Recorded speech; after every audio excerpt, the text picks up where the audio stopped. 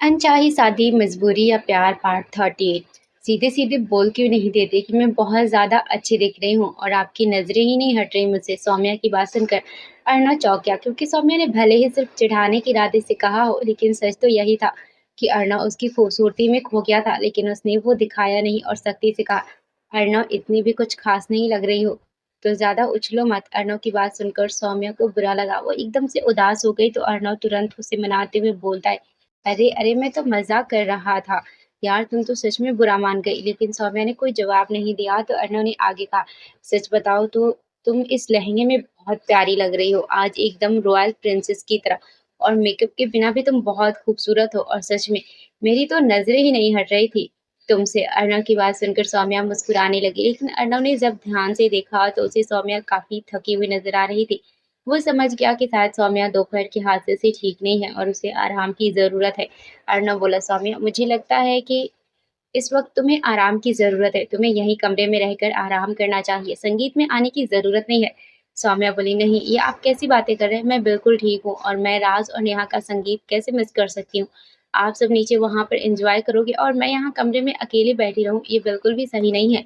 सौम्या ने एकदम बच्चों जैसा मुंह बनाते हुए बोला। तो अर्णव ने बेड पर बैठते हुए कहा, ठीक है, तो मैं भी तुम्हारे साथ यहीं रुकता हूँ कमरे में, तुम्हें बिल्कुल भी बोर नहीं होने दूंगा। सौम्या बोली, अरे अगर आप नहीं जाओगे तो राज को बहुत बुरा लगेगा और बाकी सबको भी। अर्णव बोला, नहीं, किसी को बुरा नहीं लगेगा। सौम्या बोली, नहीं प्लीज, मुझे सगाई में जाना है। तो अर्णव चौंक कर सौम्या की तरफ देखता है और उससे पूछता है, सगाई, किसकी सगाई? उसकी बात सुनकर सौम्या खुद भी कंफ्यूज हो जाती है और अर्णव को देखती है, लेकिन कुछ नहीं बोलती। तो अर्णव अपने सर पर हाथ रखते बोलता है, हे ऊपर वाले, इस लड़की का दिमाग पहले से ही ठिकाने पर नहीं था और अब तो लगता है बिल्कुल ही उलझ गया है। इसे तो ये तक याद नहीं कि आज कोई सगाई नहीं, संगीत का फंक्शन है। सौम्या बोले, अरे वो मैं थोड़ा सा बोलने में इधर उधर हो गई। अर्णव बोला, हाँ हाँ, कोई बात नहीं। वैसे सौम्या, तुम्हें ये तो याद है ना कि किसका संगीत है, या फिर ये भी भूल गई? अर्णव सौम्या को चिढ़ाने लगा। तो सौम्या गुस्से में उसे घूरने लगी और अर्णव को हंसी आने लगी। फिर अर्णव ने सीरियस होते हुए कहा, ठीक है, तुम फंक्शन में आ सकती हो, मगर तुम्हें थोड़ा सा भी अच्छा फील ना हो तो तुम मुझे तुरंत बता दोगी, ओके? सौम्या ने खुश होते हुए कहा, ओके ओके। फिर अर्णव की तरफ देखकर सोचने लगी, ये खड़ूस मेरी इतनी फिक्र कब से करने लगे, पर जो भी हो, मुझे बहुत अच्छा लगता है जब ये मेरी इतनी केयर करते हैं। काश मैं इन्हें अपने दिल की बात बता पाती। सौम्या को गहरी सोच में डूबा हुआ देखकर अर्णव उसे परेशान करने के लिए पूछता है, अब आंखों से ही खा जाओगी क्या? माना कि मैं बहुत ज्यादा हैंडसम दिख रहा हूँ, लेकिन अपनी फीलिंग्स को थोड़ा तो काबू में रखो, मुझे शर्म आ रही है। अर्णव की बात सुनकर सौम्या एकदम से चिढ़ते हुए बोलती है, नहीं मतलब कुछ भी, किसने कह दिया आपको कि आप हैंडसम है? एक नंबर के लंगूर लग रहे हो। बड़े आए। सौम्या की बात सुनकर अर्णव आंखें फाड़ कर सौम्या को देखने लगा। क्या क्या कहा तुमने? लंगूर? तुम्हें पता भी है लड़कियां मेरी एक झलक पाने के लिए मरती हैं, और तुम हो कि मेरा मजाक उड़ा रही हो? सौम्या बोली, आजकल की लड़कियों की सोच ही खराब है। और इतना बोलते हुए सौम्या नीचे चली जाती है और अर्णव बस उसे जाते हुए देखता रहता है। इतने दिनों सौम्या के साथ रहने पर वो एक बात तो अच्छे से समझ गया था कि उससे बहस करना बेकार है, क्योंकि वो सौम्या से कभी नहीं जीतने वाला था। वो भी फिर उसके पीछे नीचे चला जाता है। सब लोग आ चुके थे, बस राज और नेहा का आना ही बाकी था। तभी सारी लाइट्स ऑफ हो जाती है और सिर्फ स्टेज पर ही रोशनी दिखाई देती है। राज और नेहा स्टेज पर आ चुके थे। वो दोनों एक साथ बहुत प्यारे लग रहे थे। राज ने पर्पल कलर का डिजाइनर कुर्ता पहना था और नेहा ने भी मैचिंग कलर का लहंगा पहना हुआ था और गले में हैवी नेकलेस पहना था और बालों को स्टाइल किया हुआ था। वो दोनों एक दूसरे का हाथ पकड़ते हुए स्टेज पर आए। आज का फंक्शन साक्षी होस्ट कर रही थी, तो उसने फंक्शन की शुरुआत करते हुए कहा, हेलो, गुड इवनिंग एवरीवन। आप सबका मेरे भाई और भाभी के संगीत में बहुत बहुत स्वागत है। आप इंतजार को खत्म करते हुए फंक्शन की शुरुआत करते हैं और सबसे पहले परफॉर्म करेंगे हमारे आज के सबसे क्यूट कपल, यानी कि मेरे राज और नेहा भाभी। साक्षी की बात सुनकर सब लोग जोर जोर से ताली बजाने लगते हैं और फिर सब स्टेज के आसपास लगे सोफे पर बैठ जाते हैं। तभी गाना शुरू होता है। राज और नेहा की बात साक्षी अर्णव और सौम्या के पास गई और उन्हें डांस करने के लिए बुलाने लगी, लेकिन अर्णव जानता था कि सौम्या अभी ठीक नहीं है, तो उसने साक्षी को समझा दिया। तो साक्षी वापस स्टेज पर आ गई। उसने राधा जी और अविनाश जी के परफॉर्मेंस की अनाउंसमेंट की। अविनाश जी ने राधा जी के पास जाकर अपना हाथ आगे बढ़ाया, तो राधा जी ने भी शर्माते हुए उनका हाथ थाम लिया। फिर गाना चला। अविनाश जी गाने के साथ गा रहे थे और दोनों एक साथ डांस करते हुए बहुत प्यारे लग रहे थे। सारे बच्चे उन्हें देखकर तालियां बजा रहे थे। और वोटिंग कर रहे थे, तभी नेहा के पापा भी खड़े होते हैं और नेताजी नेहा की माँ का हाथ पकड़कर उन्हें स्टेज पर ले जाते हैं और आगे गाने के साथ डांस करने लगते हैं। इसी तरह उनका डांस खत्म होता है और सब लोग जोर जोर से तालियां बजाने लगते हैं। फिर सब लोग एक साथ स्टेज पर आ जाते हैं और डांस करने लगते हैं। अब परफॉर्मेंस देने की बारी साक्षी की थी। वो स्टेज पर आकर कहती है, तो क्या यहाँ कोई है जो स्टेज पर आकर मुझे मेरे डांस में कंपनी दे, लेकिन मेरे साथ डांस करना आसान नहीं होगा। साक्षी ने एकदम चैलेंजिंग टोन में कहा। स्टेज के चारों तरफ सन्नाटा था, लेकिन तभी कोई साक्षी के पीछे से स्टेज के ऊपर आता है। उसकी आवाज़ सुनकर साक्षी पीछे मुड़कर देखती है तो उसके सामने उसकी ही उम्र का एक बहुत ही हैंडसम लड़का खड़ा था। उस लड़के ने ब्लैक शर्ट और ब्लैक पैंट पहना हुआ था और साथ ही बालों को जेल से सेट कराया हुआ था। वो इस लुक में काफ़ी अट्रैक्टिव लग रहा था। साक्षी ने जब उसे देखा तो उसे अपनी नज़रें ही नहीं हटा पा रही थी। उस लड़के का नाम दक्ष था। वो नेहा का कज़न भाई था और यहाँ नेहा और राज की शादी के लिए ही आया हुआ था। वो साक्षी के आगे हाथ बढ़ाते हुए कहता है, चैलेंजिंग काम मुझे हमेशा ही बहुत पसंद है। मैं तुम्हारे साथ डांस करना चाहूँगा मिस। और वो अटक गया क्योंकि उसे साक्षी का नाम नहीं पता था। तो साक्षी उसे जवाब देते हुए कहती है, मिस साक्षी, और फिर उसका हाथ थाम लेती है। फिर गाना शुरू होता है। दक्ष और साक्षी साथ में बहुत ही धमाकेदार परफॉर्मेंस देते हैं। सब लोग उनका परफॉर्मेंस बहुत ज़्यादा पसंद करते हैं। दक्ष और साक्षी ने ये देखकर एक दूसरे को ताली मारी और फिर दक्ष वहाँ से चला गया और साक्षी बस उसे जाते हुए देखती रहती है। इसी तरह संगीत का फंक्शन हंसी खुशी खत्म होता है। सारे मेहमान भी जा चुके होते हैं। घर के सभी लोग सो चुके थे और अगले दिन हल्दी की रस्म के लिए भी सुबह जल्दी उठना था, तो सब अपने अपने कमरे में चले जाते हैं और फ्रेश होकर आराम करने लगते हैं। अगले दिन सुबह पिछले कुछ दिनों की तरह आज भी कपूर मेंशन में भागा दौड़ी मची हुई थी। आज नेहा और राज की हल्दी की रस्म थी। आज कपूर मेंशन की गार्डन के दो हिस्सों में सजावट की गई थी। एक तरफ राज की हल्दी थी और दूसरी तरफ नेहा को हल्दी लगाई जाने वाली थी। और फिर रस्म होने के बाद दोनों को साथ में भी सब हल्दी लगाने वाले थे और सब एंजॉय करने वाले थे। सब लोग अपने अपने कमरे में तैयार हो रहे थे। आज राधा जी ने पीले रंग की बनारसी साड़ी पहनी थी और दादी जी ने भी सबसे मैचिंग पीले रंग की साड़ी ही पहनी हुई थी। अर्णव जब उठा तो सौम्या पहले से ही उठी हुई थी और वो लगभग तैयार भी हो चुकी थी। अर्णव की नज़र उठते ही सीधे सौम्या के ऊपर पड़ती है। वो उसे देखता है। सौम्या ने येलो कलर का फ्लोरल प्रिंटेड लहंगा पहना था और उसके ऊपर येलो कलर का नेट वाला दुपट्टा पहना हुआ था। उस पर ये लहंगा बहुत अच्छा लग रहा था। जब सौम्या ने अर्णव को जगा हुआ देखा तो उसने तैयार होते हुए ही कहा, आज तो आपने उठने में काफ़ी देर लगा दी, जल्दी से अब नहा लो और तैयार हो जाओ, नीचे सब इंतज़ार कर रहे होंगे। अर्णव ने हाँ में सिर हिलाया और उठकर नहाने चला गया और थोड़ी ही देर में टॉवल लपेट कर बाहर आया। सौम्या अब तक नीचे जा चुकी थी तो अर्णव वार्डरोब में अपने कपड़े ढूंढने लगा और फिर तैयार हो गया। अर्णव ने पीले कलर का कुर्ता पहना था। वो भी तैयार होकर नीचे आया। उससे पहले वो राज के कमरे में गया उसे देखने। जब वो उसके कमरे में गया तो देखकर हैरान हो गया। राज तो आराम से बेड पर लेटा हुआ घोड़े बेचकर सो रहा था। उसे देखकर अर्णव जल्दी से उसे उठाने जा ही रहा था कि तभी राज का अलार्म रिंग हुआ। तो अर्णव रुक गया, लेकिन राज ने बंद आंखों से ही अलार्म की तरफ हाथ बढ़ाया और उसे बंद कर दिया और वापस कंबल ओढ़ कर सो गया।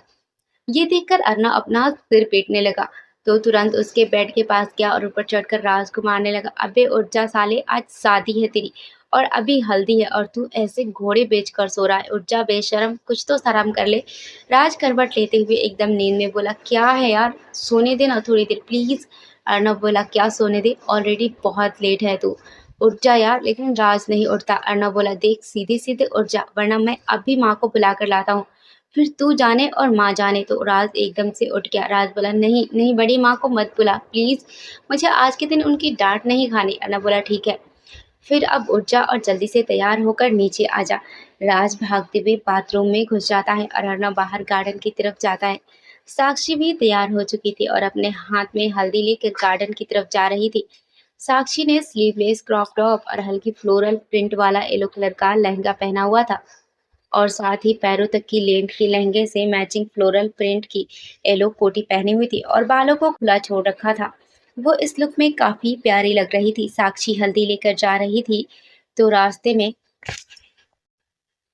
में उसे मुस्कान मिलती है। वो उसे देखकर स्माइल करती है। बदले में साक्षी भी उसे स्माइल देती है। मुस्कान ने येलो शरारा पहना हुआ था और बालों का बन बनाया था और साथ ही लॉन्ग झुमके पहने थे। मुस्कान उसके पास आकर पूछती है, अपने भाई की हल्दी लेकर जा रही हो? साक्षी बोली, हाँ, सबसे पहले भाई को हल्दी, उसकी बहन ही लगाती है ना, उसके बाद भाई की छोटी हल्दी लेकर भाभी के पास जाना है। मुस्कान बोली ठीक है, मैं कुछ मदद करूँ? साक्षी बोली ओह नहीं, अभी तो कुछ काम नहीं है। अगर कुछ होगा तो मैं आपको ज़रूर बताऊंगी। इतना बोलकर साक्षी वहां से चली जाती है। भले ही मुस्कान ने सबके सामने अपनी अच्छे इंप्रेशन बना ली थी, लेकिन साक्षी, राज और नेहा इन तीनों को अभी भी मुस्कान पर भरोसा नहीं था। लेकिन अभी वो इसके बारे में बात करके शादी का माहौल खराब नहीं करना चाहती थी। अभी तक राज नीचे नहीं आया था तो अर्णव वापस से उसे बुलाना चाह रहा था, पर तभी उसे वो रास्ते में मिल जाता है। आज तो राज बहुत हैंडसम दिख रहा था येलो कलर के डिजाइनर कुर्ते पे। राज को देखते ही अर्णव उसके पास जाता है और उसे अपने साथ बाहर गार्डन में ले जाता है जहाँ हल्दी की रस्म थी।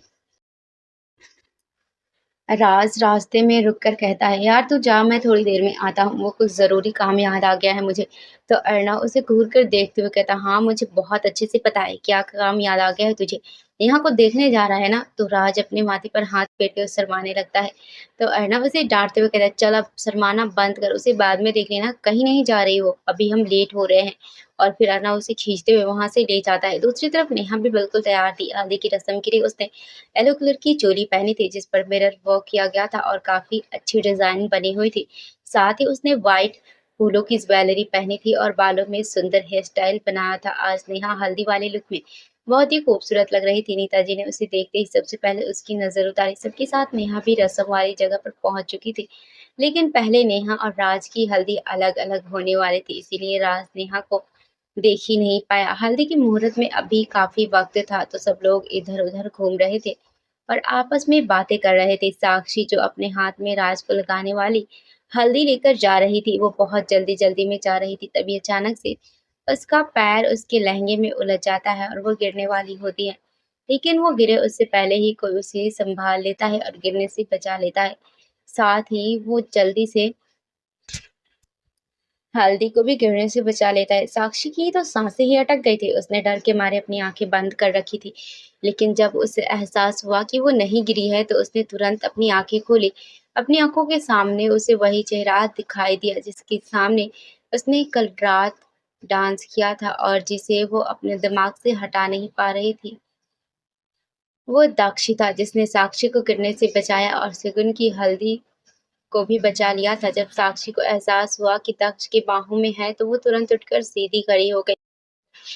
जैसे ही उसकी नजर हल्दी पर पड़ी तो उसने चैन की सांस ली। साक्षी बोली है ऊपर वाले लाख लाख शुक्र है कि हल्दी नीचे नहीं गिरी, वरना बहुत बड़ा अपशगुन हो जाता। माँ तो मेरी अच्छी खासी क्लास ही लगा देती। और फिर जल्दी से उसने दक्ष के हाथ से हल्दी ले ली। दक्ष बोला जब ठीक से चलना ही नहीं आता तो ऐसी जिम्मेदारी वाला काम लेती क्यों हो?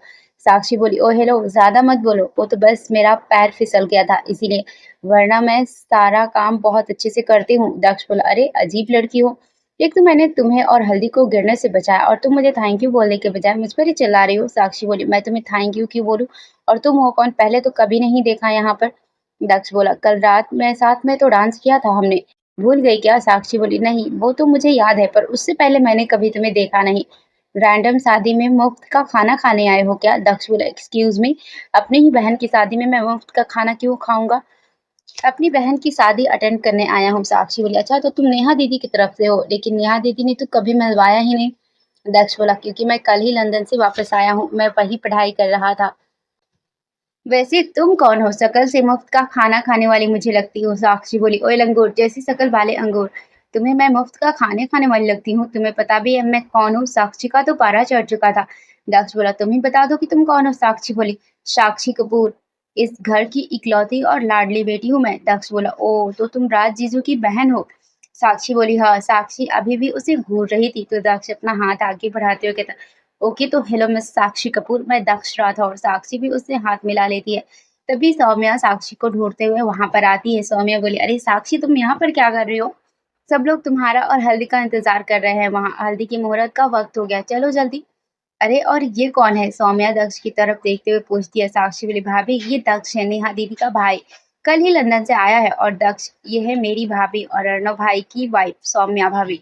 दक्ष उन्हें हेलो कहता है। सौम्या बोली हेलो दक्ष, तुमसे मिलकर बहुत अच्छा लगा। वैसे अच्छा हुआ तुम मिल गए, अभी पहले राज को हल्दी लगेगी और उसके बाद राज की झूठी हल्दी नेहा को लगेगी, और वो लेने तुम्हें ही आना पड़ेगा नेहा का भाई होने के नाते। दक्ष बोला ठीक है भाभी मैं आ जाऊंगा। और फिर सौम्या जल्दी-जल्दी साक्षी को अपने साथ ले जाती है और दक्ष उसे जाते हुए देखता रहता है। सौम्या वहां पहुंचकर हल्दी का टेबल पर रख देती है। हल्दी का फंक्शन शुरू हो चुका था।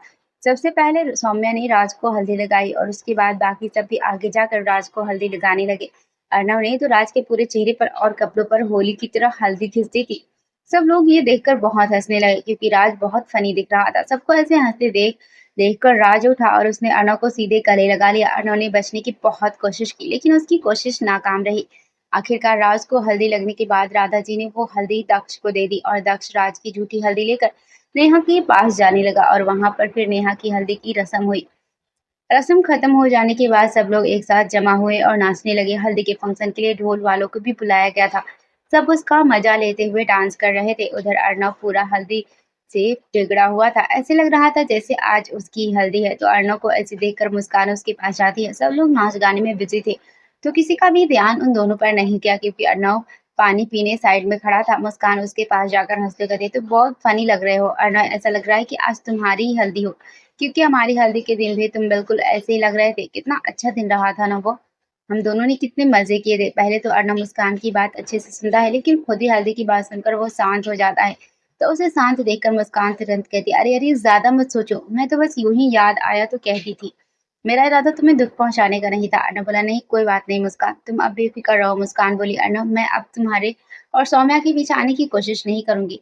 मैं अब समझ गई हूँ कि जो हुआ वो हम दोनों की किस्मत थी और तुम्हें सौम्या के साथ खुश देखकर मैं भी बहुत खुश हूँ। तुम दोनों को किसी की नजर ना लगे। मुस्कान की बात सुनकर अर्णव को बहुत अच्छा लगता है कि अब मुस्कान को सौम्या से कोई शिकायत नहीं है। वो बस मुस्कान की बातों को सुनकर जवाब में स्माइल करता है। मुस्कान भी वहां से चली जाती है। अर्णव मुस्कान की बातों के बारे में सोचता है तभी उसकी नजर सौम्या पर जाती है। सौम्या सबके साथ खुशी खुशी नाच रही थी। तो उसे देखकर साफ पता चल रहा था कि वो कितनी खुश है। सौम्या को इतना खुश देखकर अर्णव को बहुत अच्छा लग रहा था। अर्णव मन ही मन सोचता है कि कितनी प्यारी लग रही है। शायद मुस्कान सही कह रही थी, हम दोनों का साथ रहना किस्मत में नहीं था। शायद मेरी किस्मत सौम्या के साथ जुड़ी हुई है। जब से वो मेरी ज़िंदगी में आई है, सब कुछ एकदम ठीक हो रहा है। मुझे उसका साथ रहना अच्छा लगता है। जब वो बेवकूफ़ी भरी बातें करती है और खिलखिलाकर हँसती है, तो मन करता है उसे यूँ ही देखता रहूँ। अगर मेरे पास हज़ार दिल होते, तो भी मैं सारे सौम्या पर कुर्बान कर देता। मैं हमेशा उसका ख़्याल रखूँगा और कभी उसे अपनी ज़िंदगी से जाने नहीं दूँगा। तभी अर्णव अपने ख़्यालों से बाहर आता है और सोचता है कि 1 मिनट, मैं ये सब क्या सोच रहा हूँ? मैं सौम्या को इतना पसंद कब से करने लगा? क्या मैं सौम्या को सिर्फ़ पसंद करता हूँ या मुझे उससे प्यार हो गया है? नहीं, ऐसा कैसे हो सकता है? मुझे प्यार नहीं हो सकता। मैं इन सब चीज़ों पर भरोसा नहीं करता। ये सब बेकार की बातें हैं और आखिर में सिर्फ़ दिल टूटता है और कुछ नहीं। अर्णव अचानक परेशान हो गया और सबसे दूर एक कोने में जाकर बैठ गया। जब सौम्या ने उसे देखा, तो वो तुरंत उसके पास गई। सौम्या बोली, "आप ऐसे मुँह लटका कर यहाँ अकेले क्यों बैठे हैं? वहाँ सब लोग कितना एन्जॉय कर रहे हैं, चलिए ना आप भी।" अर्णव बोला, "तुम जाओ, मैं थोड़ी देर बाद आता हूँ।" सौम्या बोली, "अरे प्लीज़ चलिए ना, यहाँ ऐसे अकेले नहीं बैठते, चलिए जल्दी करो।" इतना बोलते हुए सौम्या अर्णव को खींचने लगती है, तो अर्णव अचानक गुस्से में थोड़ा तेज आवाज़ में बोला, "क्या है सौम्या? एक बार मना किया ना कि मुझे अभी नहीं आना, मतलब नहीं आना, तो समझ में नहीं आता क्या? एक ही बात कितनी बार बोलनी पड़ेगी तुम्हें? कहा ना एक बार कि जाओ यहाँ से तो जाओ, बेवजह परेशान मत करो मुझे।" अर्णव की इतनी तेज आवाज सुनकर सौम्या डर गई। उसकी आंखों में आंसू भी आ गए। वो पहले 2 कदम पीछे हटी और फिर तुरंत वहां से चली गई। जब अर्णव को एहसास हुआ कि उसने सौम्या के साथ बहुत गलत किया है, तो वो तुरंत वहां से उठा और सौम्या के पीछे भागा। अर्णव ने पूरे घर में उसे ढूंढा लेकिन सौम्या कहीं नहीं मिली। उसने अपने कमरे में देखा, घर के बाकी कमरों में देखा, यहाँ तक कि किचन में भी जाकर देख लिया, लेकिन सौम्या वहां भी नहीं थी। अब अर्णव को बहुत चिंता होने लगी थी। तभी अचानक उसे छत का ख्याल आया और वो तुरंत छत पर जाने लगा। वहां सौम्या उसे मिल गई। वो छत के एक कोने में रखे झूले पर बैठी हुई थी और बहुत उदास थी। अर्णव धीरे धीरे उसके पास गया और उसके सामने खड़े होकर अपने दोनों कान पकड़ लिए। सौम्या ने एक पल के लिए उसे देखा और फिर अपना मुंह दूसरी तरफ कर लिया। अर्णव जिस तरफ सौम्या देख रही थी उसी तरफ जाकर खड़ा हो गया, लेकिन सौम्या ने फिर अपना चेहरा दूसरी तरफ कर लिया। कुछ देर तक ऐसा करने के बाद अर्णव थक गया और वही सौम्या के पैरों के पास बैठ गया। अर्णव को ऐसा करते देखकर सौम्या तुरंत उठ गई। वो बोली, ये क्या कर रहे हैं आप? ऐसे नीचे क्यों बैठ रहे हैं? उठिए जल्दी से। तब अर्णव अपने दोनों कान पकड़कर बोला, सॉरी यार, मैंने बेवजह ही तुम्हें डांट दिया। मुझे ऐसा नहीं करना चाहिए था। प्लीज मुझे माफ कर दो। सौम्या ने कुछ नहीं कहा लेकिन वो अभी भी उदास थी। तब अर्णव फिर बोला, प्लीज यार ऐसे उदास मत रहो, मुझे बिल्कुल अच्छा नहीं लगता जब तुम ऐसे उदास रहती हो। सौम्या ने कुछ नहीं कहा तो अर्णव को लगा कि वो उसे नहीं मना सकता और उसने बहुत बड़ी गलती कर दी। अर्णव बोला, आई एम सो सॉरी, मैं जानता हूँ मुझसे बहुत गलती हुई है और शायद इस गलती के लिए तुम मुझे माफ नहीं करना चाहती, कोई बात नहीं। सौम्या ने जब अर्णव को उदास देखा तो उसे काफी बुरा लगा और उसने हंसते हुए अर्णव से कहा, ओफो आप भी ना इतनी सी बात पर उदास हो गए। मैं अब आपसे गुस्सा नहीं हूँ, मैं समझ सकती हूँ कि आप पहले से ही परेशान थे और उसमें मैं आपको फोर्स करने लगी तो आप चिढ़ गए। अर्णव बोला, हाँ सौम्या कुछ ऐसा ही था, लेकिन आप परेशान किस वजह से थे? अर्णव ने एक पल के लिए सोचा कि वो सौम्या को असली बात बता दे, लेकिन तभी उसका फोन रिंग हुआ। फिर उसने रहने दिया और बात बदल दी। अर्णव बोला, अरे ये सब छोड़ो, मैं बस थक गया था इसीलिए, और तुम अभी मेरे साथ नीचे चलो, माँ की कॉल आ रही है मुझ पर, शायद उन्हें कोई ज़रूरी काम होगा। सौम्या भी आगे कुछ नहीं कहती और अर्णव के पीछे-पीछे नीचे जाने लगती है, लेकिन सीढ़ियों से नीचे जाते वक़्त सौम्या का पैर फिसल गया और वो आगे चल रहे अर्णव से टकरा गई। अचानक से ये सब हुआ तो अर्णव का भी बैलेंस नहीं बन पाया और वो भी सौम्या के साथ नीचे गिर गया। अर्णव नीचे था और सौम्या उसके ऊपर। सौम्या ने डर के मारे अपनी आँखें बंद कर रखी थी और अर्णव उसका घबराया हुआ चेहरा देख रहा था। चोट तो दोनों में से किसी को भी नहीं लगी थी, लेकिन सौम्या का पैर फूलों की माला में फंस गया था, जिसकी वजह से ऊपर फूलों से की गई सजावट बिखर गई और उन दोनों पर फूलों की बरसात होने लगी। अर्णव और सौम्या को समझ ही नहीं आ रहा था कि ये सब क्या हो रहा है। तभी पीछे से साक्षी ताली बजाते हुए आती है। साक्षी बोली, वाह भाई भाभी, कितना रोमांटिक हादसा हुआ है आप लोगों के साथ। ऐसा तो मैंने सिर्फ फिल्मों में देखा था, आज रियल लाइफ में भी देख लिया। So cute. साक्षी की आवाज सुनकर अर्णव और सौम्या दोनों को अचानक होश आया और वो उठने की कोशिश करने लगे। साक्षी की बातें सुनकर आसपास खड़े सभी लोग भी हंसने लगे थे। अब सौम्या को काफी शर्म आने लगी थी। तभी मुस्कान, जो कब से वहां खड़ी ये सब देख रही थी, वो उसके पास गई और उसे उठाने में मदद करने लगी। राधा जी भी वहां आ गई थी तो उन्होंने साक्षी को टोकते हुए कहा, क्या तू भी हर वक्त इन्हें परेशान करती रहती है? अब चिढ़ाना बंद कर और आकर मदद कर। फिर राधा जी सौम्या के पास जाती है और पूछती है, सौम्या बेटा तुम्हें चोट तो नहीं लगी ना? सौम्या ने उठते हुए कहा, नहीं मैं ठीक हूँ। अर्णव बोला, वाह भाई, मुझे तो कोई देख ही नहीं रहा। अरे यार, कोई मुझसे भी तो पूछो कि मैं ठीक हूँ या नहीं, मेरी तरफ तो किसी का ध्यान ही नहीं है। सही है, बेटे की तो कोई कदर ही नहीं है इस घर में।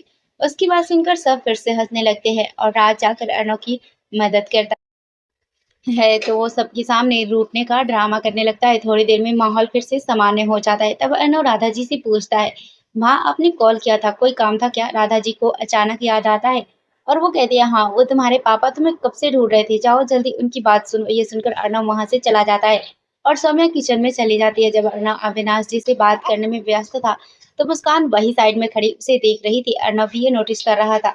जब अविनाश जी से उसकी बात खत्म हुई तो वो मुस्कान के पास जाने लगा। अर्णव मुस्कान के पास जाकर उससे पूछता है, क्या हुआ मुस्कान, तुम्हें कुछ काम है क्या मुझसे? कब से यहाँ खड़ी हो? तो मुस्कान ने हिचकिचाते हुए कहा, हाँ वो अर्णव, मेरा फोन ठीक से काम नहीं कर रहा है, मुझे उसे ठीक करवाने जाना है और थोड़ा दूसरा काम भी है। तो मैं तुमसे पूछना चाहती थी कि क्या तुम मेरे साथ एक ड्राइवर भेज सकते हो? सॉरी, मगर अगर जरूरी नहीं होता तो मैं तुम्हें ऐसे परेशान नहीं करती। अर्णव बोला, अरे कोई बात नहीं, इसमें परेशान होने वाली कोई बात नहीं है, मैं खुद तुम्हारे साथ आ जाता, मगर तुम तो जानती हो शादी का दिन है और घर में बहुत कुछ देखना है। लेकिन तुम फिक्र मत करो, मैं ड्राइवर भेजता हूँ। ऐसे ही मुस्कान और अर्णव आपस में बात कर रहे थे, तभी कुछ औरतें उनके पास से गुजरती है। वो अर्णव और मुस्कान को साथ देखकर आपस में बातें करने लगती है। एक औरत बोली, अरे ये तो मुस्कान अग्रवाल है ना, अर्णव बेटे की वाइफ? दूसरी औरत बोली, हाँ यही है, इसी के साथ सगाई हुई थी अर्णव की। तीसरी औरत बोली, हाँ हाँ मैं भी आई थी इन दोनों की सगाई में, कहना पड़ेगा कितनी बढ़िया तरीके से सगाई करी थी।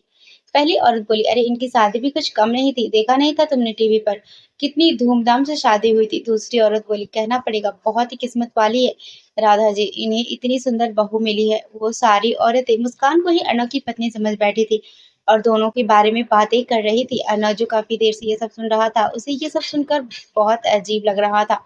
अविनाश जी भी कब से उनकी बातें सुन रहे थे, उन्हें भी ये सब सुनकर अच्छा नहीं लगा, लेकिन अभी वो कुछ भी बोलकर सबके सामने कोई तमाशा नहीं बनाना चाहते थे। अर्णव भी यही चाहता था, इसलिए वो वहां से चला जाता है। इसके बाद वो सारी औरतें मुस्कान के पास जाकर उससे बात करने लगती है, लेकिन उनके अलावा भी कोई और था जो कब से ये सब सुन रहा था और वो थी सौम्या। उसके सामने ही किसी और को अर्णव की पत्नी बताया जा रहा था तो उसे दुख होना ही था, लेकिन उसने अपना दुख जाहिर नहीं होने दिया और वहां से अंदर चली गई। नेहा ने उसे इस तरह जाते हुए देख लिया था, इसीलिए वो उसके पीछे अंदर चली गई।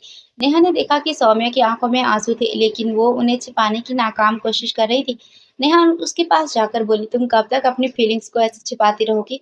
अगर तुम बताओगी नहीं तो अर्णव को पता कैसे चलेगा? और कहीं ऐसा ना हो कि तुम उसे बता ही ना पाओ और वो किसी और का हो जाए। तुम समझ रही हो ना मैं क्या कहना चाहती हूँ?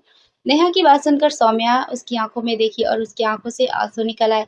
सौम्या बोली, लेकिन नेहा मैं कैसे उन्हें बताऊं? और अगर मैंने बता भी दिया तो क्या होगा? वो शायद आज भी सिर्फ मुस्कान से ही प्यार करते। वैसे भी पहला प्यार कभी भुलाया नहीं जाता और अब तो खुद मुस्कान सामने से अर्णव के पास आई और उसे पाना चाहती है, तो मैं उन दोनों के बीच कैसे आ सकती हूँ? सौम्या की बात सुनकर नेहा थोड़ी गुस्से में बोली, तुम क्या पागल हो गई हो? तुम उन दोनों के बीच नहीं आ रही हो, बल्कि वो मुस्कान तुम्हारे और अर्णव के बीच आ रही है और उसे सिर्फ तुम रोक सकती हो। अर्णव के ऊपर सिर्फ और सिर्फ तुम्हारा हक है। तुम उसकी पत्नी हो और उस तुमसे कोई नहीं छीन सकता। प्लीज अब ज्यादा मत सोचो और जल्द से जल्द अर्णव को अपने दिल की बात बता दो। सौम्या बोली, लेकिन अगर अर्णव मेरी बात सुनकर गुस्सा हो गए तो, या फिर उन्होंने मना कर दिया तो? वो मुझे बहुत अच्छे दोस्त समझने लगे हैं और मैं नहीं चाहती कि मेरी फीलिंग्स की वजह से हमारी दोस्ती खराब हो जाए। नेहा बोली, ऐसा कुछ नहीं होगा यार, और वो तुझे मना नहीं करेगा। तभी राज उन दोनों के बीच आकर कहता है, हाँ भाभी, नेहा सही कह रही है, अर्णव आपसे प्यार करता है। हम सबने उसकी आंखों में आपके लिए बहुत सारा प्यार देखा है, लेकिन पता नहीं क्यों उस गधे को ही समझ नहीं आता कि वो आपसे प्यार करता है। फिर राज ने आगे कहा, लेकिन प्लीज आप तो समझदार है ना, आप अपनी शादी को खराब मत होने दीजिए और सीधे जाकर अर्णव को अपने दिल की बात बता दीजिए। फिर देखना सारी परेशानियां खत्म हो जाएगी। नेहा ने भी सौम्या को गले लगाते हुए कहा, हाँ सौम्या, सब ठीक हो जाएगा, बस तुम जल्दी से अर्णव को अपने दिल की बात बता दो। उन दोनों की बातें सुनकर सौम्या का हौसला बढ़ गया और वो दोनों को देखकर मुस्कुरा दी। सौम्या बोली, ठीक है, मुझे नहीं पता वो मेरी बात सुनकर कैसे रिएक्ट करेंगे, लेकिन मैं उन्हें अपने दिल का हाल बताकर रहूंगी, चाहे फिर जो भी हो जाए। कम से कम मुझे बाद में इस बात का अफसोस तो नहीं होगा कि मैंने कोशिश नहीं की थी। सौम्या ने ये बात पूरे भरोसे के साथ कही। उसकी बात सुनकर राज और नेहा दोनों बहुत खुश हो गए थे। तभी राधा जी उन सबके पास आती है और कहती है, अरे बच्चों, कि तुम लोग क्या कर रहे हो? हल्दी का फंक्शन खत्म हो गया है, अब जल्दी से अपने अपने कमरे में जाओ और थोड़ा आराम कर लो। आज शाम को शादी है, पता है ना? और राज, नेहा, तुम दोनों भी अब शादी का समय आने तक तुम दोनों एक दूसरे से नहीं मिल सकते, ठीक है? इसे अपशगुन माना जाता है। राज बोला, क्या? लेकिन क्यों? राज ऐसे रिएक्ट कर रहा था जैसे उसे कई सालों तक नेहा से दूर रहने के लिए कह दिया गया हो। उसे देखकर सौम्या और नेहा दोनों हंसने लगी। राधा जी ने राज की कान खींचते हुए कहा, क्या और क्यों के बच्चे, कहा ना शादी से पहले दूल्हे और दुल्हन का मिलना अपशगुन माना जाता है। और कौन सा 2 हफ्तों तक दूर रहना है, बस आज शाम तक का इंतजार तो कर ले। तभी पीछे से अर्णव और साक्षी आते हुए कहते, आप फिक्र मत करो माँ, इन दोनों को शाम तक दुख रखने की जिम्मेदारी हमारी है। फिर अर्णव हंसते हुए राज को वहां से ले जाता है और साक्षी सौम्या और नेहा को उसके कमरे में ले जाती है, जहाँ मुंबई की टॉप ब्यूटी आर्टिस्ट नेहा को तैयार करने के लिए आने वाली थी। पहले साक्षी और सौम्या ने नेहा को दूध से नहलाया और फिर उसे थोड़ी देर आराम करने के लिए कहा, जब तक ब्यूटी आर्टिस्ट नहीं आ जाती। इसके बाद दोनों अपने अपने कमरे में चली गई। साक्षी भी अपने कमरे में जा रही थी, लेकिन जैसे ही वो अंदर पहुंची तो कमरे का नजारा देखकर दंग रह गई। उसके कमरे में एक लड़का फोन पर बात करते हुए बिना शर्ट के घूम रहा था। उसे देखकर साक्षी जोर से चिल्ला पड़ी। वो लड़का अचानक डरकर पीछे मुड़ा, उसके हाथ से फोन गिरते गिरते बचा। वो कोई और नहीं बल्कि दक्ष था। उसे अपने कमरे में इस तरह देखकर साक्षी हैरान रह गई। दक्ष ने उसे इस तरह चिल्लाते देखकर कहा, ओए क्या हो गया? कौन सा भूत देख लिया जो ऐसे हल्ला मचा रही हो? उसकी बात सुनकर साक्षी ने भी जोर से कहा, तुम तो भूत से भी ज्यादा डरावने हो, तुम्हें देखकर तो कोई भी डर जाए। दक्ष बोला, अगर ये मजाक था तो बहुत ही बेकार था। साक्षी बोली, ये कोई मजाक नहीं है, ये सच है, और सच हमेशा कड़वा होता है। दक्ष बोला, अगर तुम्हारी बातें खत्म हो गई हो तो अब मेरे कमरे से बाहर निकलो, मुझे आराम करना है। उसकी बात सुनकर साक्षी आंखें फाड़ कर उसे देखने लगी और तुरंत जाकर उसके सामने खड़ी हो गई। वो बोली, ओए लंगूर जैसी शकल वाले, तुम्हारी हिम्मत कैसे हुई मेरे कमरे को अपना बताने की, और तुम्हें अंदर घुसने किसने दिया? फिर साक्षी ने आसपास देखा तो उसके बगल में ही दक्ष का सामान रखा हुआ था। उसे देखकर साक्षी को और गुस्सा आ गया। वो बोली, और ये क्या है? किससे पूछकर तुम अपना सामान लेकर मेरे कमरे में घुस आए? दक्ष बोला, अगर तुम्हारी बकवास खत्म हो गई हो तो मैं बता दूं कि मुझे इस घर की मालकिन ने ही इस कमरे में भेजा है। अगर यकीन नहीं है तो खुद जाकर पूछ लो। साक्षी बोली, क्या? लेकिन ये कैसे हो सकता है? छोड़ो, मैं उनसे बाद में बात कर लूंगी, लेकिन अभी तुम अपना ये बोरिया बिस्तरा उठाओ और यहाँ से जाओ। साक्षी की बात को पूरी तरह नजरअंदाज करते हुए दक्ष वही बेड पर लेट जाता है। दक्ष बोला, तुम्हें जो करना है करो, लेकिन मैं यहाँ से कहीं नहीं जाने वाला हूँ। क्योंकि मुझे ये कमरा पसंद आ गया है तो मैं यहीं रहूँगा। तुम्हें जाना है तो तुम जा सकती हो, वरना मुझे ये कमरा शेयर करने में भी कोई दिक्कत नहीं है। दक्ष ने साक्षी को आँख मारते हुए बेशर्मी से कहा तो साक्षी का पारा चढ़ गया। लेकिन उसने दक्ष से कुछ नहीं कहा और पैर पटकते हुए वहां से चली गई। इधर अर्णव सारे काम खत्म करके फ्रेश होने के लिए अपने कमरे में जाता है। लेकिन जैसे ही वो अंदर पहुंचता है वहां चौंक जाता है। उसके सामने बेड पर बहुत सारे कपड़े फैले हुए थे और सौम्या पूरे कमरे में इधर उधर घूम रही थी। उसे इस तरह देखकर अर्णव कहता है, अरे मेरे कमरे को क्या हो गया है, ये क्या हाल बना रखा है, क्या यहाँ आंधी आ गई या तूफान। तो सौम्या चलते चलते जवाब देती है, मुसीबत आ गई है, मुसीबत, और कोई समाधान नहीं मिल रहा। तब अर्णव सौम्या के पास जाता है, उसे पकड़कर बेड पर बिठाता है और कहता है, देखो पहले आराम से बैठो और सांस लो, फिर बताओ कि ऐसी कौन सी मुसीबत आ गई है जिसकी वजह से तुम इतनी परेशान हो रही हो। सौम्या रोने जैसी आवाज में कहती है, आज शादी है और मेरे पास शादी में पहनने के लिए कपड़े ही नहीं है। उसकी बात सुनकर अर्णव कभी सौम्या को तो कभी बेड पर फैले कपड़ों को देखने लगता है और फिर बोलता है, कपड़े नहीं है तो ये जो मैं देख रहा हूँ बेड पर, ये सब जो बिखरा पड़ा है वो क्या है। सौम्या फिर से मुंह बनाते हुए कहती है, लेकिन कोई अच्छे कपड़े नहीं है जो मैं शादी में पहन सकूं। उसकी बात सुन किराना अपने सिर पर हाथ रख लेता है। वो सोचता है, हे ऊपर वाले, ये लड़कियां इतनी कॉम्प्लिकेटेड क्यों होती है, बेड पर कपड़ों का पूरा पहाड़ बना हुआ है, फिर भी मैडम रो रही है कि इनके पास कपड़े नहीं है। अनोखी की बात सुनकर सौम्या उसे मारने लगती है और कहती है, आप तो चुप ही रहिए, आप कभी नहीं समझ सकते हम लड़कियों की परेशानी। और ये जो सारे कपड़े हैं वो आम दिनों में पहनने के लिए जो अच्छे थे वो मैंने बाकी रस्मों में पहन लिए, अब मेरे पास शादी में पहनने के लिए कुछ नहीं है। अर्णव उसकी बात सुनकर कुछ देर सोचता है और फिर अलमारी से अपनी तरफ एक बॉक्स निकालता है। वो बॉक्स सौम्या के हाथ में देकर कहता है, ये लो तुम शादी में ये पहन लेना। जब सौम्या ने बॉक्स खोला तो उसमें बहुत ही प्यारा लाइट पिंक और व्हाइट कलर का लहंगा था। वो काफी भारी था लेकिन देखने में बहुत सुंदर था। लहंगा देखकर सौम्या चौंक कर अर्णव की तरफ देखने लगी। अर्णव समझ गया कि वो क्या पूछना चाहती है। उसने कहा, जब हम शादी की शॉपिंग करने गए थे तब मैंने ये लहंगा देखा था, मुझे बहुत अच्छा लगा, इसीलिए मैंने इसे तुम्हारे लिए खरीद लिया था। लेकिन फिर शादी के कामों में तुम्हें देना भूल गया और अब जब तुम कपड़ों के लिए परेशान होने लगी तो मुझे याद आया। अर्णव की बात सुनकर सौम्या बहुत खुश हो गई और उसके चेहरे पर चमक आ गई। सौम्या बोली, आपने सच में इसे मेरे लिए लिया था, थैंक यू सो मच, ये बहुत प्यारा है। अर्णव बोला, क्या बात है, बस एक लहंगा देखकर इतनी खुश हो रही हो, मेरा बस चले तो पूरा मॉल खरीद कर तुम्हें दे दूं, फिर तो हमेशा ऐसे ही खुश रहोगी ना। सौम्या धीरे से बोलती है, अगर आप हमेशा मेरे साथ रहेंगे तो मैं बिल्कुल खुश रहूंगी। सौम्या ने ये बात बहुत धीरे से कही थी लेकिन अर्णव ने सुन लिया था। फिर भी उसने कुछ जवाब नहीं दिया और मुस्कुराते हुए फ्रेश होने के लिए बाथरूम में चला गया। उसके जाने के बाद सौम्या ने अपने सिर पर हल्की सी चपत मारी और खुद से कहने लगी, शायद मैं भी ना यार कभी भी कुछ भी बोल देती हूँ, अब अर्णव मेरे बारे में क्या सोच रहे होंगे। सौम्या अर्णव से बहुत प्यार करती थी और हमेशा उसके साथ रहना चाहती थी। आखिरकार सौम्या ने फैसला ले लिया था। पिछली बार भी जब उसने अर्णव को अपने दिल की बात बताने का सोचा था तब मुस्कान बीच में आ गई थी और उसके आने के बाद सौम्या कभी अर्णव को कुछ बता ही नहीं पाई। लेकिन आज नेहा और राज ने उसे बहुत हिम्मत दी थी और अब सौम्या भी सच से भागती भागती और अर्णव को खोने के डर से थक चुकी थी। अब देखना था कि सौम्या किस तरह से अर्णव को अपने दिल की बात बताती है। सभी लोग अपने अपने कमरों में आराम कर रहे थे लेकिन साक्षी पैर पटकते हुए राधा जी के कमरे की तरफ जा रही थी।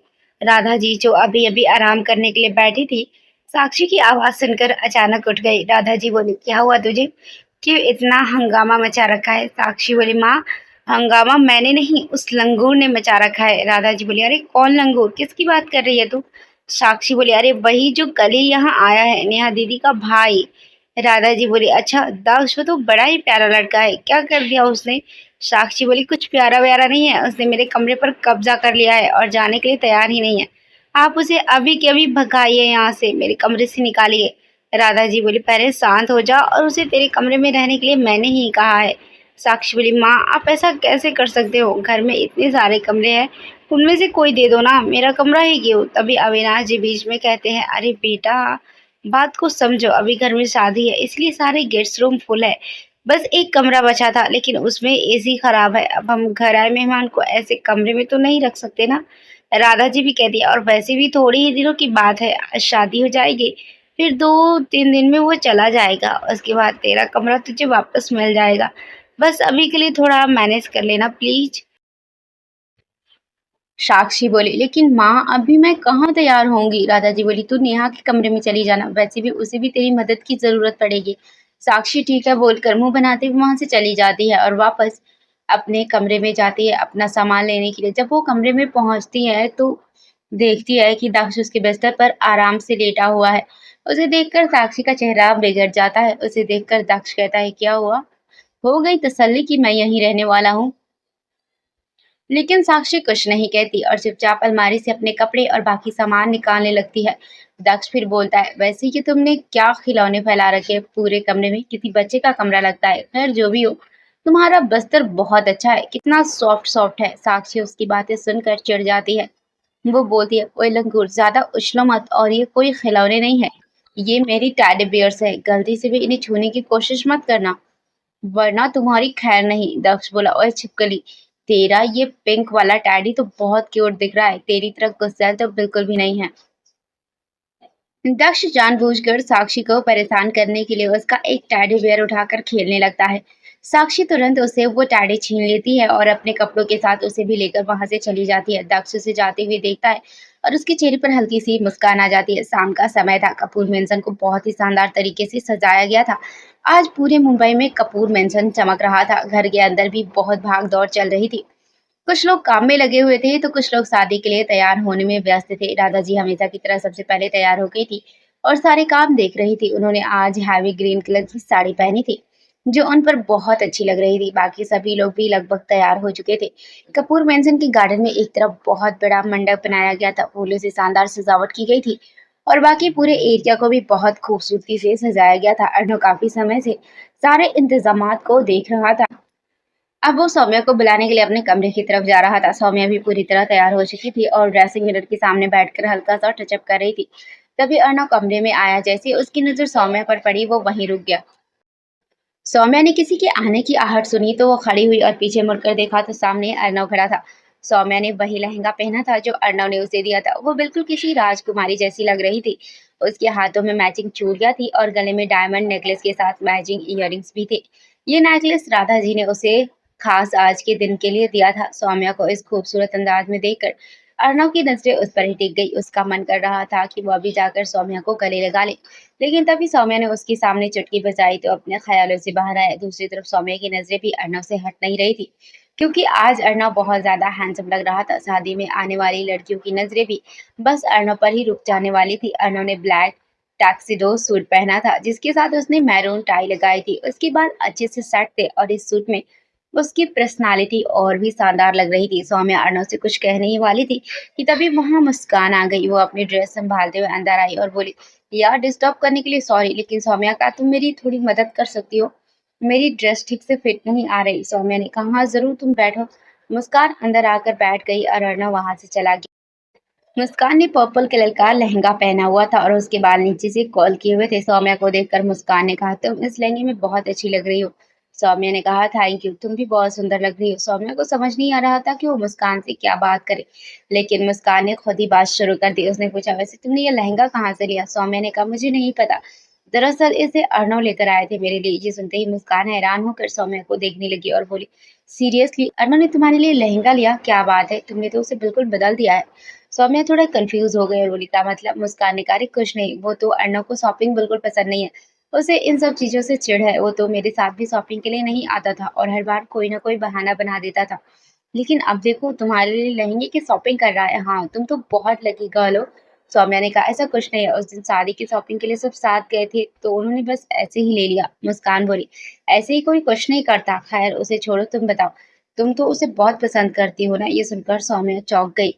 मुस्कान की बात पर वो असहज हो गई और बोली, तुम ये कैसी बातें कर रही हो? हमें देर हो रही है। मुस्कान बोली, ओ कम ऑन सौम्या, तुम मुझसे तो शेयर कर सकती हो, आखिर मैं तुम्हारी बहन हूँ। और अगर तुम्हें मेरे और अर्णव के रिश्ते को लेकर कोई इनसिक्योरिटी हो रही है तो प्लीज उन पुरानी बातों को भूल जाओ। सौम्या इस बारे में मुस्कान से कोई बात नहीं करना चाहती थी, लेकिन मुस्कान जानबूझकर आज उससे सारी बातें करने की कोशिश कर रही थी। तभी साक्षी वहां आ गई। वो भी तैयार होकर आ चुकी थी। उसने लाइट पिंक कलर की चोली पहनी थी और बाल खुले छोड़े थे और हल्का सा मेकअप किया हुआ था। इस आउटफिट में वो बहुत प्यारी लग रही थी। उसने मुस्कान को पूरी तरह नजरअंदाज किया और सीधे सौम्या के पास जाकर कहा, भाभी चलिए नीचे चलना है। चलो ना माँ, कब से आपको बुला रही है। साक्षी की बात सुनकर सौम्या तुरंत उसके साथ चली जाती है और मुस्कान अपने मन में साक्षी को कोसने लगती है, यार इस लड़की की प्रॉब्लम क्या है, हर बार बीच में आ जाती है। फिर वो भी वहां से उठकर नीचे चली जाती है। जाते समय उसकी नजर उनके कमरे में लगी फोटो पर जाती है, जिसमें से एक फोटो सौम्या और अर्णव की शादी की थी। मुस्कान उस फोटो को अपने हाथ में लेकर बोलती है, बस अब बहुत हुआ। अब कुछ ही समय बाद इस जगह पर मेरी और अर्णव की तस्वीर होगी। ये कमरा भी मेरा होगा, क्योंकि अर्णव और उसकी हर चीज पर सिर्फ मेरा हक है। सॉरी सौम्या, लेकिन तुम्हें यहाँ से जाना ही होगा। मैंने अपने पापा का प्यार तो तुमसे बांट लिया, लेकिन अर्णव को कभी नहीं बांट सकती। मैं जानती हूँ कि तुम मुझसे प्यार करने लगे हो, लेकिन तुम्हें अर्णव के सपने देखना छोड़ना होगा। वो सिर्फ मेरा है। इतना बोलकर मुस्कान फोटो फ्रेम को छोड़ देती है। वो प्रेम जमीन पर गिर जाता है और टूटकर टुकड़े टुकड़े हो जाता है। दूसरी तरफ साक्षी हाथों में फूलों की टोकरी लेकर जल्दी जल्दी मंडप की तरफ जा रही थी। इन फूलों का इस्तेमाल फेरों के समय होना था। साक्षी जल्दी में आगे बढ़ रही थी, तभी उसकी नजर एक लड़के पर पड़ती है। वो लड़का साक्षी की तरफ पीट करके खड़ा था और फोन पर किसी से बात कर रहा था। उसने ब्लैक सूट पहन रखा था। पीछे से वो काफी आकर्षक लग रहा था। साक्षी से देखकर उसमें खोने लगी और मन में सोचने लगी, यार ये लड़का पीछे से ही कितना डैशिंग और अट्रैक्टिव लग रहा है, आगे से तो कितना हैंडसम दिखता होगा। वाओ यार, ऊपर वाले बस एक बार ऐसे लड़के से मुलाकात करवा दो, मेरी तो लाइफ सेट हो जाएगी। फिर साक्षी अपने ख्यालों में खोई हुई आगे बढ़ती गई और उस लड़की के बिल्कुल पास पहुंच गई। तभी वो लड़का अचानक पीछे मुड़ गया और साक्षी खुद को संभाल नहीं पाई। दोनों की जोरदार टक्कर हो गई और टोकरी में रखे सारे फूल उन दोनों के ऊपर गिर गए। साक्षी ने घबराकर अपनी आंखें बंद कर ली, लेकिन जब उसने आंखें खोली और सामने दक्ष को देखा तो उसने अपना मुंह बना लिया। दक्ष ने साक्षी को संभाल कर खड़ा किया और ऊपर से नीचे तक देखते बोला, क्या बात है, आजकल की छिपकलियां भी इतनी खूबसूरत होती है, मुझे पता नहीं था। साक्षी बोली, ओए मुझसे फ्लर्ट करने की कोशिश बेकार है। मैं तुम्हारी चिकनी चुपड़ी बातों में आने वाली नहीं हूँ, समझे। दक्ष बोला, मेरे इतने बुरे दिन भी नहीं आए कि मैं तुमसे फ्लर्ट करूं। साक्षी बोली, तो अभी अभी जो बकवास कर रहे थे वो क्या था। दक्ष बोला, ओ तो बस मैंने सोचा कि तुम हमेशा लड़ती रहती हो, आज कुछ अच्छा बोल देता हूँ, शायद छिपकली खुश हो जाए। वरना इतना मेकअप करने के बाद भी तुम डायन ही लग रही हो। संभल कर रहना, वरना शादी में सब डर जाएंगे।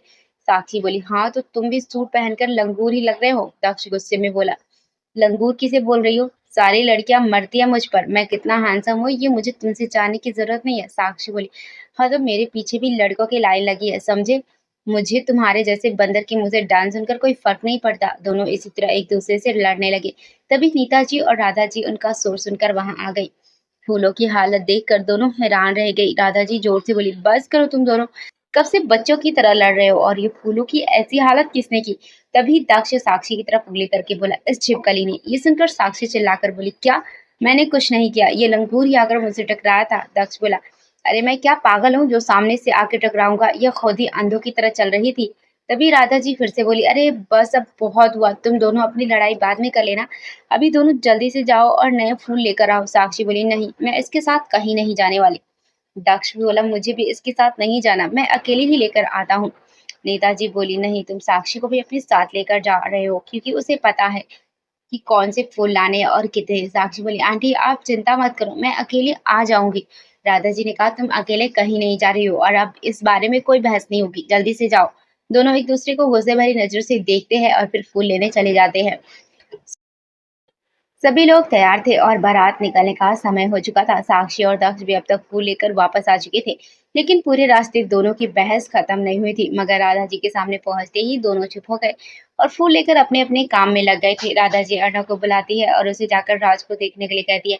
अर्णव और साक्षी दोनों राज के कमरे की तरफ चले जाते हैं। दूसरी तरफ राधा जी सौम्या को नेहा के कमरे की तरफ भेजती है, ताकि वो देख सके कि नेहा तैयार है या नहीं। दक्ष भी सौम्या के पीछे पीछे नेहा के कमरे में चला जाता है। जब अर्णव और साक्षी राज के कमरे में पहुंचे तो उन्होंने देखा कि राज पूरी तरह तैयार होकर आईने के सामने खड़ा था। उसने क्रीम कलर की शेरवानी पहनी हुई थी और वो बिल्कुल किसी राजकुमार जैसा लग रहा था। साक्षी दौड़कर उसके पास जाती है और उसे गले लगा लेती है। साक्षी बोली, वाओ भाई, अब तो बहुत हैंडसम लग रहे हो। राज बोला, थैंक यू छोटू, वैसे तू भी आज बहुत प्यारी लग रही है, लेकिन तुझे किसने कहा था इतना तैयार होने को, शादी मेरी है, तुझे कौन देखने वाला है। ये सुनकर साक्षी थोड़ा उदास सा चेहरा बना लेती है। तभी राधा जी अंदर आते हुए बोलती है, ओफो राज, आज तो इसे परेशान मत कर। अर्णव बोला, अरे माँ, राज ने गलत क्या कहा, बिल्कुल सही तो बोल रहा है, इस बंदरिया को कौन देखने वाला है। साक्षी बोली, मम्मा। राधा जी बोले, अरे चुप करो तुम दोनों। फिर राधा जी राज के पास जाती है। राज उनके पैर छूता है और उसके बाद राधा जी उसे काला टीका लगा देती है। वो कहते हैं, बहुत प्यारे लग रहे हो बेटा, किसी की नजर ना लगे, आज से तुम अपनी जिंदगी की एक नई शुरुआत करने वाले हो, हमेशा खुश रहो और ऐसे ही तरक्की करते रहो। राज बोला, थैंक यू बड़ी माँ। दूसरी तरफ सौम्या और दक्ष नेहा के कमरे में जाते हैं। नेहा अब तक तैयार हो चुकी थी, वो भी आईने के सामने बैठी खुद को देख रही थी। जब सौम्या और दक्ष ने उसे देखा तो दोनों की आंखें खुली की खुली रह गई।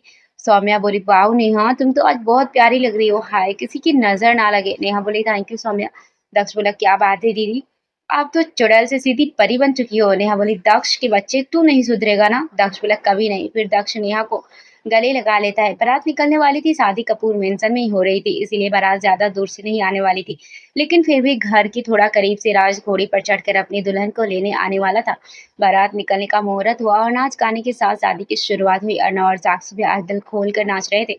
आखिरकार उनके भाई की शादी जो थी। सौम्या तो बस अर्णव को ही देखी जा रही थी, उसने आज तक अर्णव को इतना खुलकर खुश होते हुए नहीं देखा था। बारात गेट पर पहुंच गई और फिर वरमाला के लिए नेहा को बुलाया गया। सौम्या और दक्ष नेहा को लेकर आ रहे थे। जैसे ही राज की नजर नेहा पर पड़ी, उसकी आंखों में आंसू आ गए। उसे लग रहा था जैसे उसने पूरी दुनिया जीत ली हो। वरमाला की रस्म भी बहुत अच्छे से पूरी हो गई थी।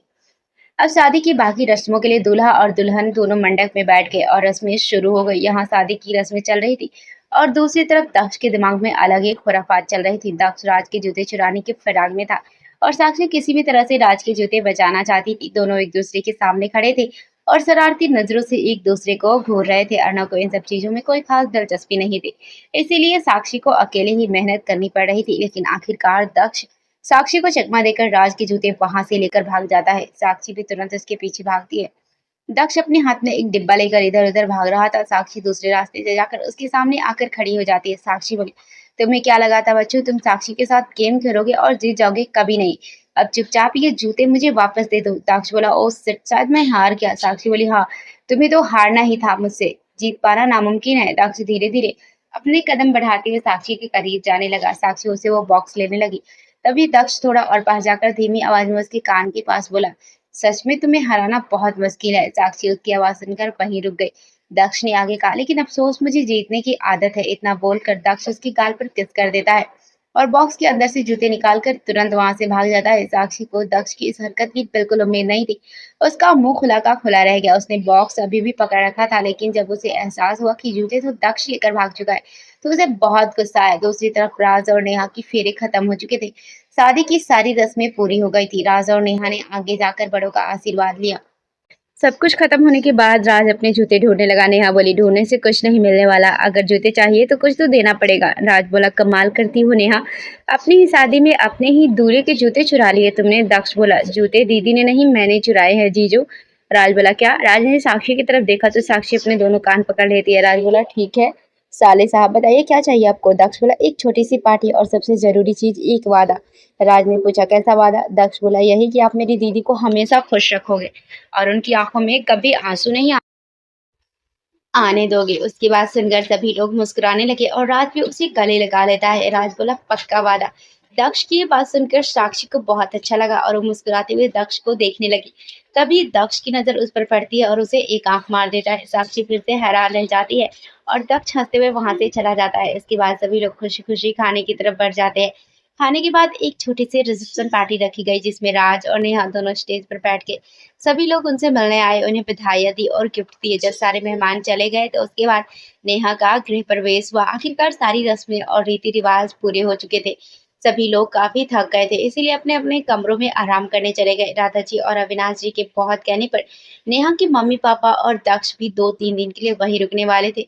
कमरे में नेहा राज का इंतजार कर रही थी और दूसरी तरफ राज बेचारा अर्नव और अपने बाकी दोस्तों से घिरा हुआ था, क्योंकि आज राज की पहली रात थी।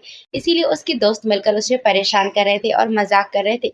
उसका एक दोस्त ड्रिंक भी लेकर आया था, लेकिन राज उसे पीकर अपनी पहली रात खराब नहीं करना चाहता था। फ्रेंड्स, उम्मीद करती हूँ कि स्टोरी सीरीज आपको पसंद आ रही होगी। अगर आपको कहानी अच्छी लग रही है तो अपना प्यार और सपोर्ट जरूर दिखाइएगा। वीडियो को लाइक करें, चैनल को सब्सक्राइब करें और स्टोरी में कोई कमी हो तो कमेंट में जरूर बताएं कि आपको कहानी कैसी लगी। ऐसी ही नई और दिलचस्प कहानियां सबसे पहले सुनने के लिए स्टोरी हब को अभी सब्सक्राइब कर लीजिए। मिलते हैं अगले एपिसोड में एक नए ट्विस्ट के साथ। Thanks for watching.